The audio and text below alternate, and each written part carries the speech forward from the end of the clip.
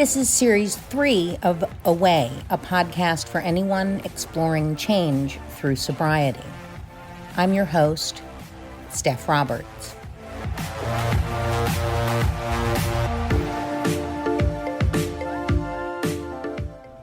This is episode 3.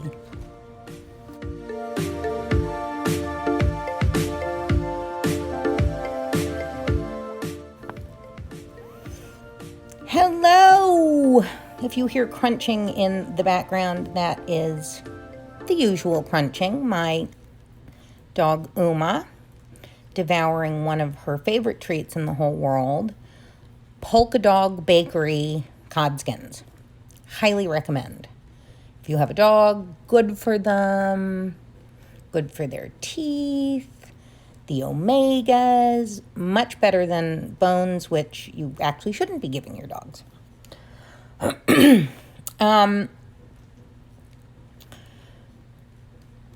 So I feel like I have writer's block lately, although you wouldn't call it writer's block, like podcast block after doing the last 2 series. I've sort of been, it's why these are less frequent than the other series. I'm a very sort of organized thinker, and I can go off on tangents, but if I don't have a full grasp of an idea, I don't feel like I can really do a proper podcast. The last episode about shame, that's something that's very important to me, so it wasn't particularly hard to articulate. So in an effort to get some sort of material to talk to or remind me of some of the ideas I've thought of over the last 8 years, or things that struck me either in sobriety or just things I've heard and read along the way.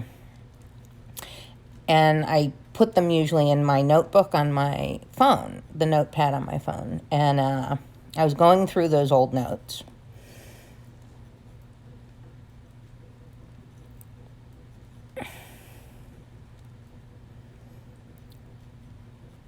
All of which I would write down and then promptly forget about. And I sort of did this in part 2 because I got a new phone and I was transferring. And as I said, I'm a little organized. A few of the old things, the old quotes I'd written down, got me thinking, or rethinking, I guess. Here comes my cat Jack. He's one-eyed. He's older now and a little grumpy and sometimes just starts screeching. So we'll see. Now he's scratching the furniture. Okay. So in AA, you hear a lot of people talk about having a God-sized hole in their soul. Now this is hindsight. They've gotten a little time sober. They talk about, I was missing something and I found God. So from what I understand, it means they attribute at least part of their addiction to what? A life without God, capital G, without spirituality. I think a few negative ideas come from this, or a few negative things come from this idea. Not least of which is that AA will somehow fill your God-sized hole.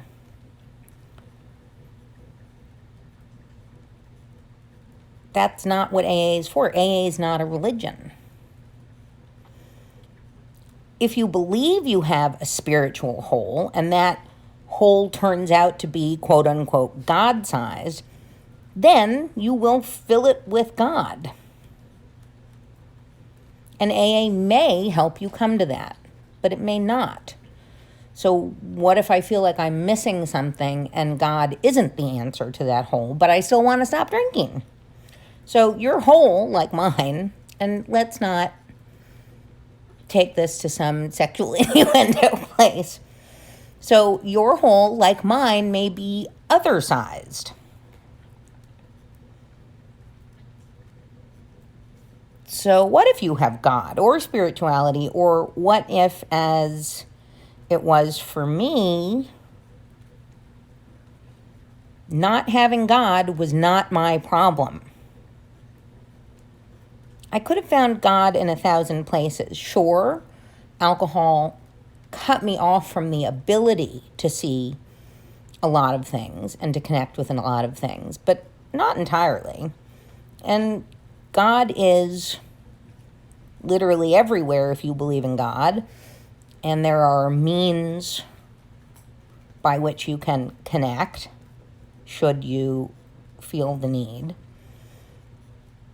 Literally. But sobriety through the use of the 12 steps is something you can only find in AA. I'm not saying you can't find sobriety in other ways. Of course I'm not. You know I don't believe that, and this podcast is titled A Way. Have we met? Okay. So if God alone was the answer, then what's the use of the rest? If the hole in your soul can be filled by God, go for it. But maybe, I don't know, maybe no one should promise that AA will necessarily give you that gift. Spirituality is but one piece of the puzzle for some. And not for me. My puzzle doesn't even have that piece. And I'm still here. I used AA even while I stayed an atheist. And by golly, I've stayed sober. My hole wasn't God-sized. I'm not even certain I had a hole in my soul. I certainly had the remnants of old pain.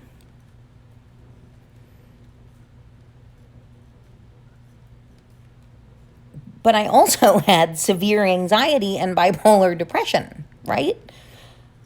Those were my holes. My holes, as it turned out, were Zoloft and Lamictal sized. That was Jack. I hope you heard that. It's just amazing. And I will say that the support in AA and doing service really did also help. And it taught me that often the answer to pain is not compartmentalizing it, not pushing it down, but helping others to get out of your own head when it becomes sort of obsessive. So rather than thinking of yourself all the time, it does help to pick up the phone and call a friend and ask how he or she's doing, or see if you can be of help in your home group, or whatever, just getting out of your head a little bit. That doesn't mean not feeling it. I guess this kind of brings me to another point. The people in AA did help me to find some purpose.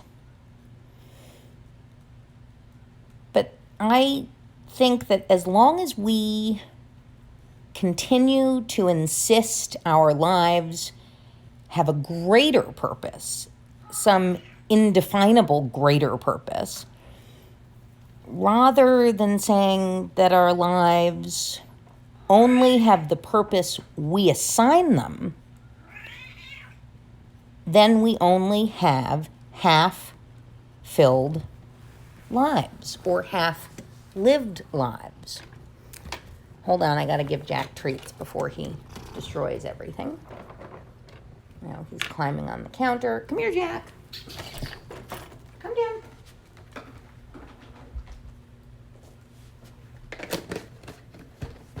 Like codskins for dogs, temptations are cat crack. My friend Deb's fiance actually said that. Temptations, cat crack. Okay, so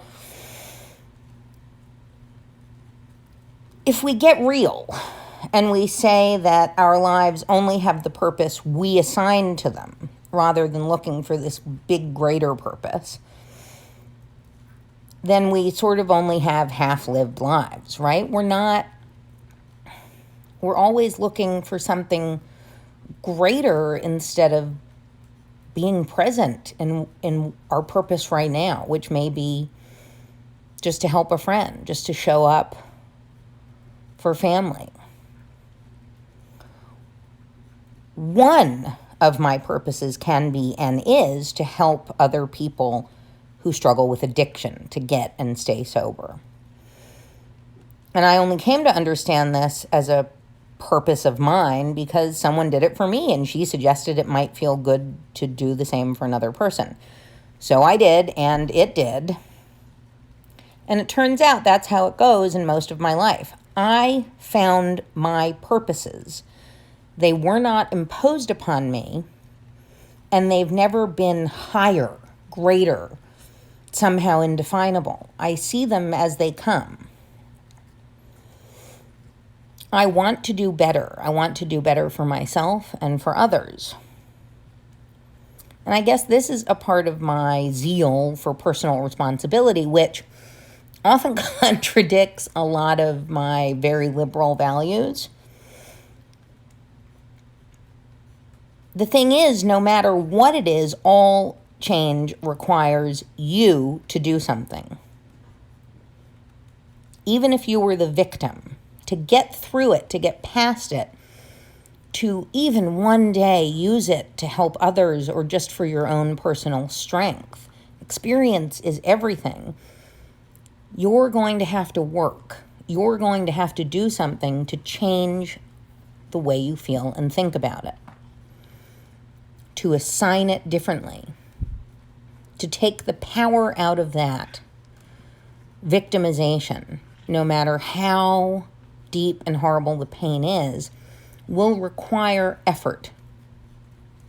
Here comes Jack again, knocking everything off my bedside table. Okay, so I guess I'm saying the willingness you need is actually just the willingness to work, to be uncomfortable, to do things that are uncomfortable. Courage and comfort are, for all intents and purposes, antonyms. How can you possibly be courageous if you only ever do things you're already comfortable doing, right? I mean, it's so cliche, but get out of your comfort zone. That's the only path to change. Maybe I'll talk a little bit about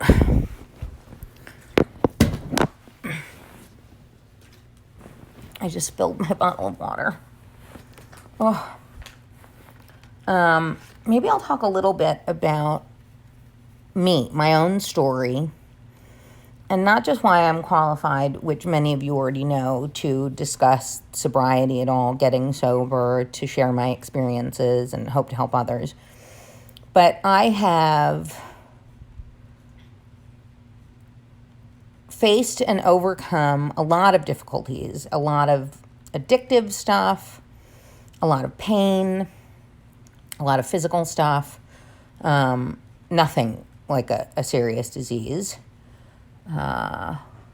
Although my father did die of cancer when I was 20, so that was one of the painful things I overcame. And because I was drinking at the time, I didn't handle it the way I wanted to handle it, or the way I should have, or the way I wish I had. But dwelling on that doesn't particularly help. I also didn't deal with the pain at the time. I drank. And then I moved to Scotland with my boyfriend at the time. All very bad decisions. I did deal with it later. I did deal with it in sobriety. I came to terms with it. I'd been angry because he was much older and hadn't addressed his cancer properly, fully. I felt abandoned, but I've forgiven him, though I don't forget how I felt as a child or what I was angry about, because it helps me to help others who may feel that same pain. But what the change it has produced in me or for me is that even on the days when my still alive mom is driving me crazy, and even with quote unquote resentments I want to be there for her as she ages in a way that I was never able to for my father. And that helps me to sometimes be a little kinder when I want to snap at her, and be a little more patient, because nothing's forever, and all the things that irritate me I will miss, and I know that from experience. So I have to change my attitude about my mother. And a part of that change was really facing a lot of the anger and pain I felt from my childhood, which, by the way, relatively speaking, was nothing. I mean, people have much more pain. But for me, if I just looked at it subjectively, it was painful. Part of it, obviously, I know now, was my own mental illness, my own depression, my own anxiety.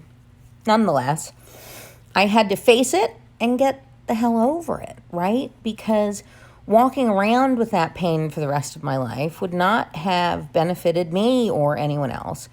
And I certainly would not have been able to spend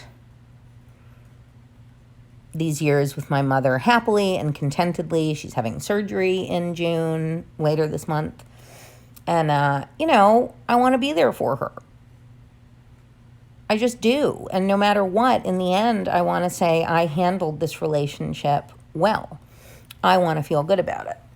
So that required a lot of uncomfortable feelings and whatever. About a year before I quit drinking, I quit smoking, and I went cold turkey, and then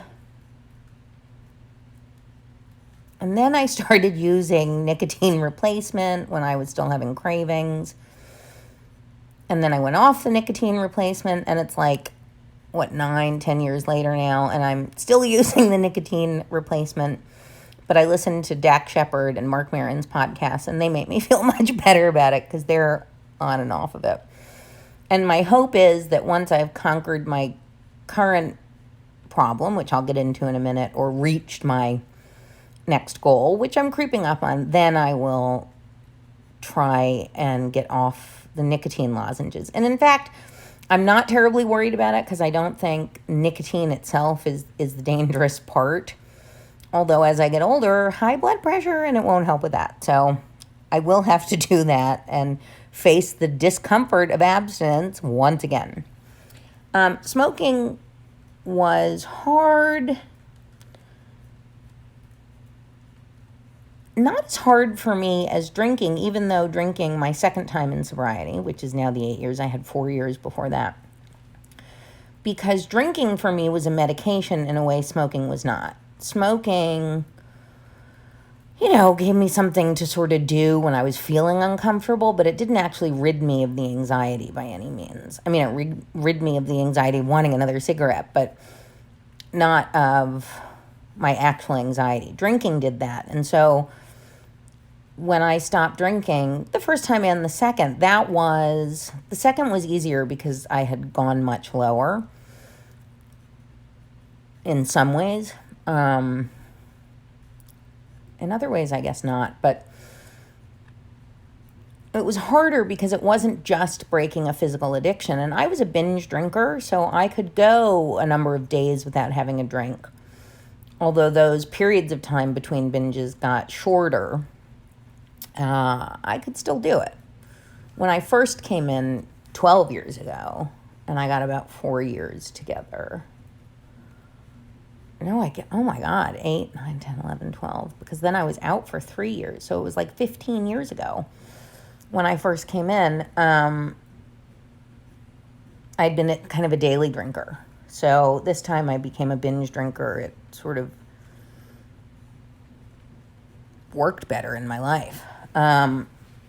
Anyway, it was harder because socializing was harder. And when I didn't drink, I isolated, as they say in AA. And that is not to say alone time isn't wonderful and precious. I very much enjoy it now, and sometimes for days at a time to recharge.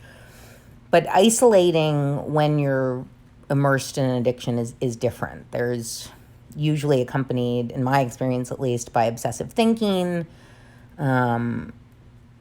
resentment, old pain. It's not a good time. It's not a recharging kind of alone time. So know that when people talk about don't isolate, don't spend a day alone, that's different for everybody. There isn't one form of isolation. You could only spend 2 hours and feel very isolated. Anywho, so what did maybe I don't remember, but the discomfort of quitting smoking wasn't terrible. Not doing something I'd done for 15 or 20 years at that point was more difficult. 20 years, I guess.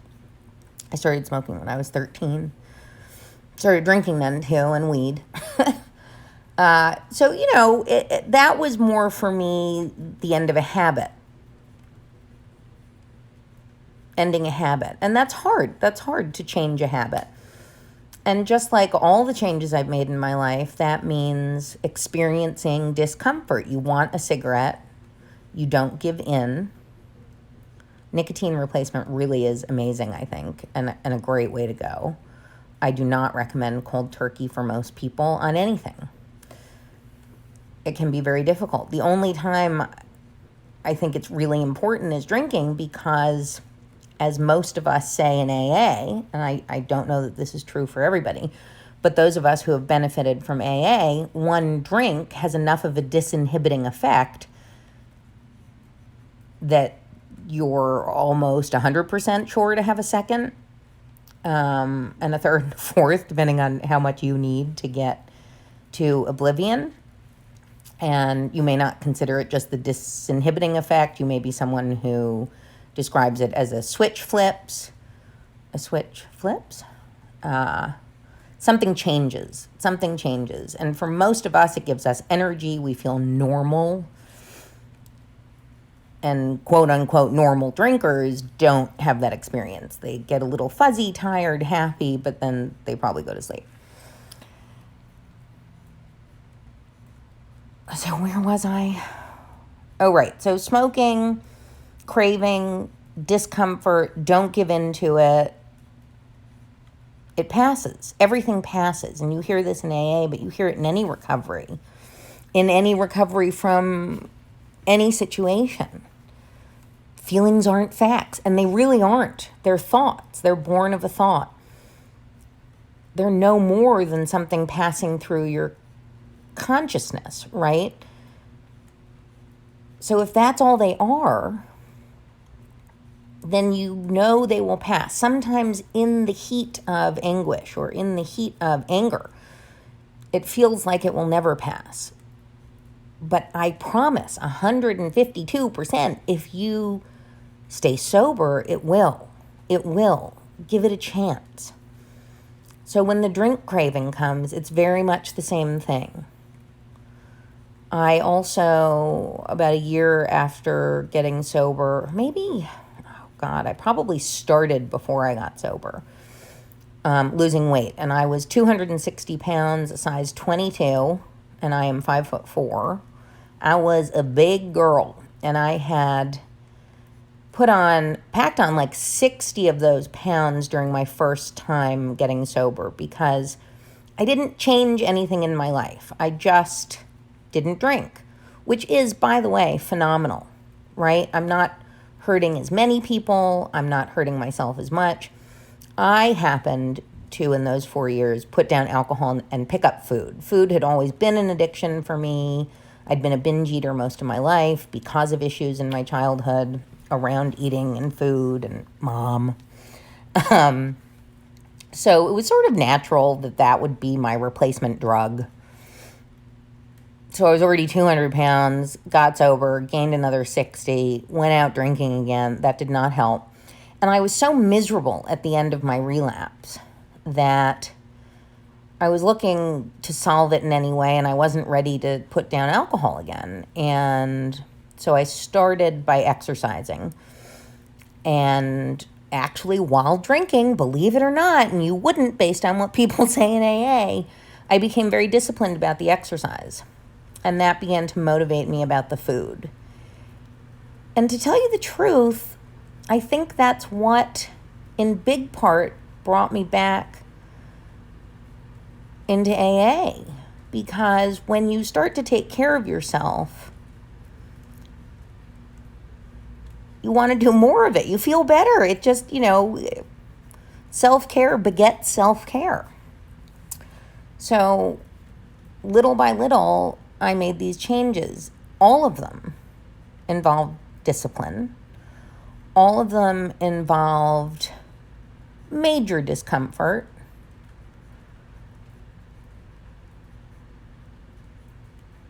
All of them involved literal change, not just getting through emotions, but literally changing a habit, and that's where the discipline comes in. Starting a new habit like exercise, replacing an old habit like binge eating with something. In my case, that became meetings in early sobriety, in part, and reading. I did a lot of binge watching and Netflix then too, which I do now. But the really important part, the thing that meant all these changes have stayed, was the small goals. So this is how AA works in essence. The one day at a time thing is no more than setting small achievable goals, which anyone who's succeeded in anything, true success, Warren Buffett, not Donald Trump, true success, they will tell you that the only way to achieve your biggest goal, your overall goal, is by setting small achievable goals along the way. That doesn't mean you don't have a big goal, but it means that you put it a little further away and you figure out the small goals that are going to lead you to that big goal. And you meet each of those goals one at a time. So like with weight loss, my first goal was to incorporate exercise into my life. I started walking just 1 mile a day to work. And then when that started feeling good and I started losing a little weight, I started walking the mile home. And then when that felt good, I started doing at-home workouts. And then I got up the courage, which for me flooded with anxiety, self-loathing. Honestly, it just makes me want to cry talking about how much I hated myself. Going into a gym, the thought of it was just so bad. So I was lucky enough to have enough money to get a trainer. And I knew that the only way I could go in would be at like 5 a.m. with a trainer. And I would just look at the trainer and pay attention to her and not worry about what all the other people were thinking.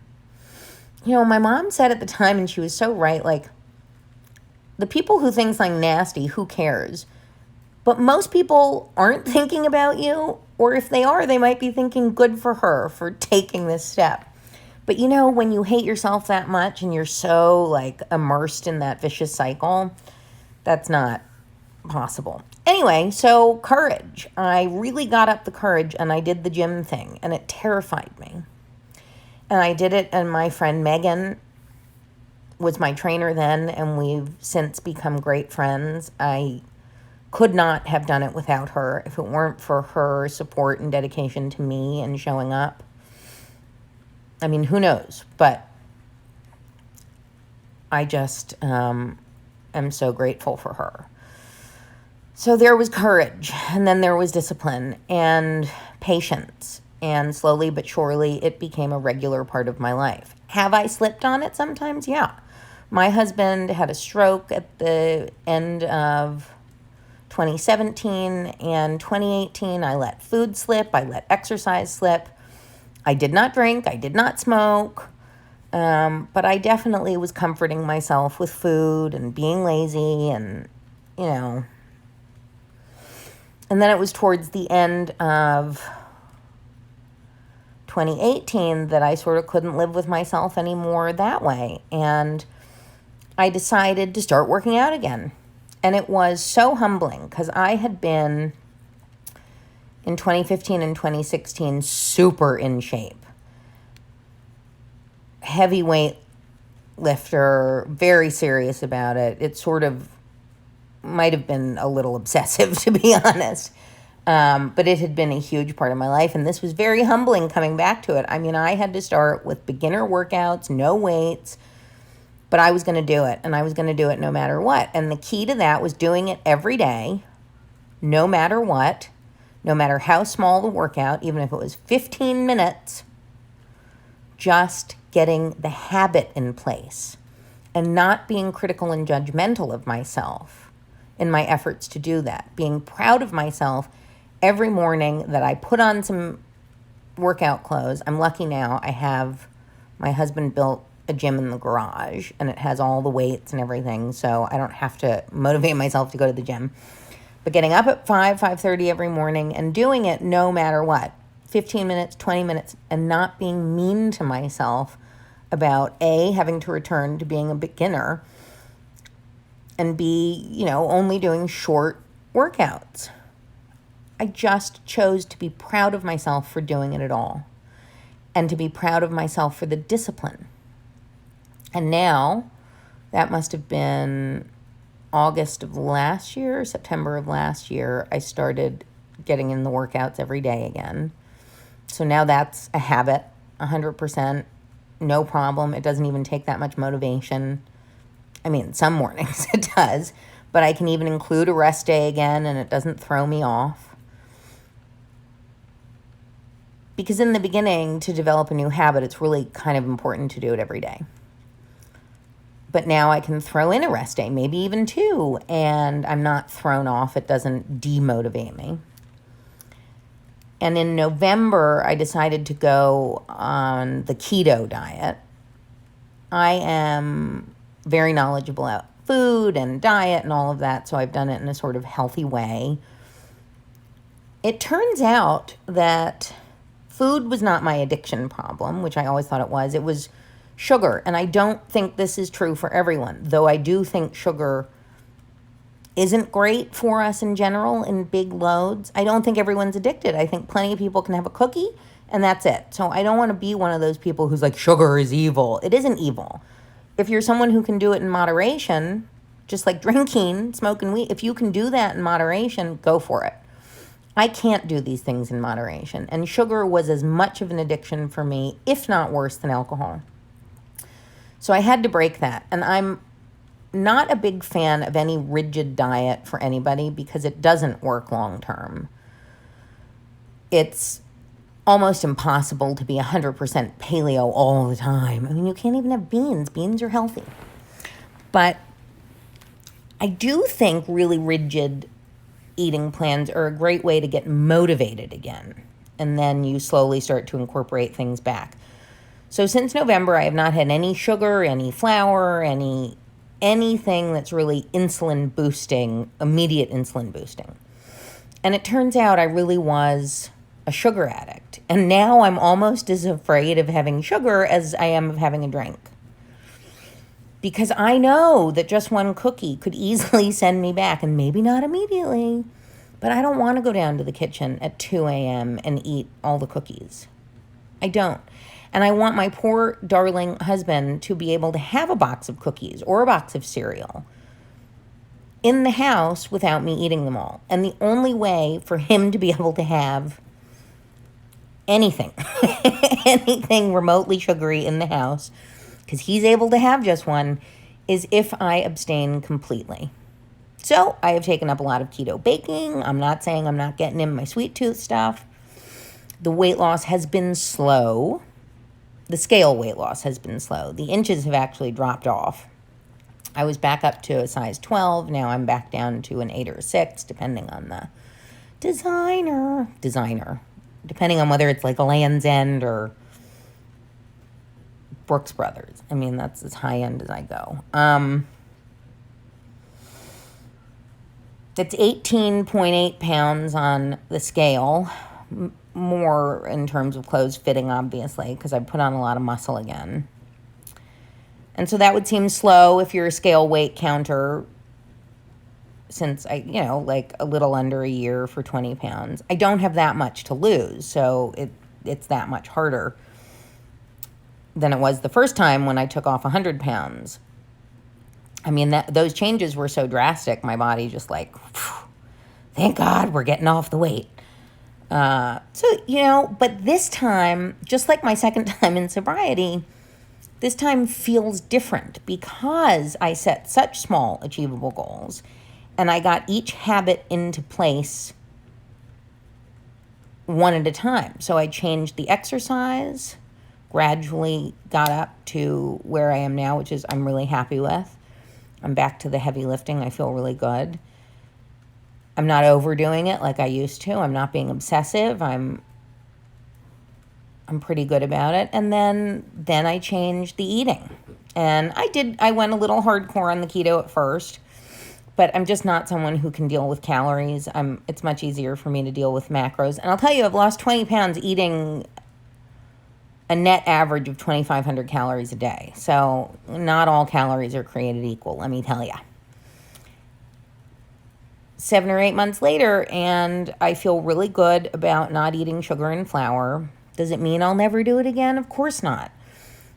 But I want to be as afraid of it as I was of alcohol, because for me, it's as serious a problem. Maybe it is for you, maybe it isn't.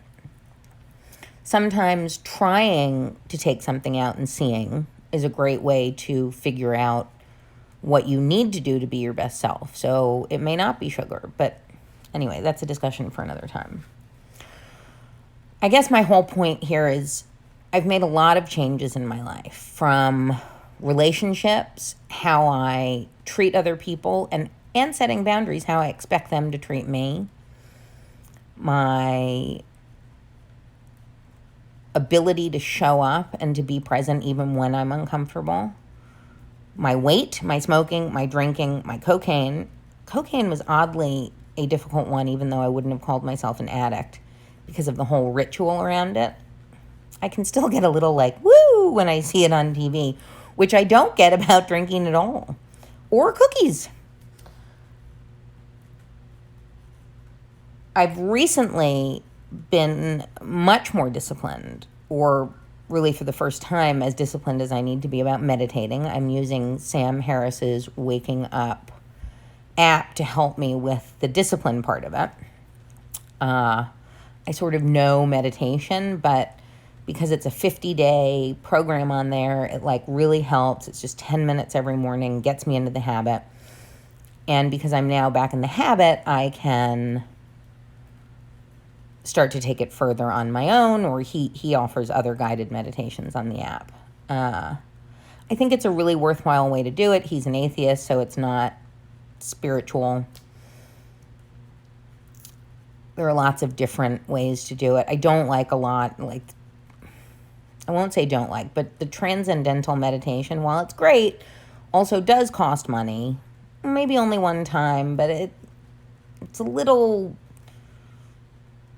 shady on the science. But if it works for you, I say that, and it doesn't matter what I say about it. If it works for you and it's a great way for you to do it, that's how you should do it.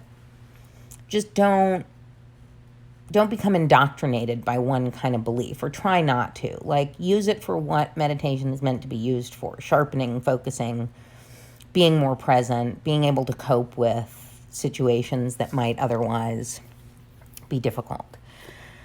Okay, I've gone on and on for way too long. None of it may have been interesting or helpful. Hopefully it was. As always, the only point here is to say there isn't one way to do any of these things. There isn't one way to change. But there is always a way.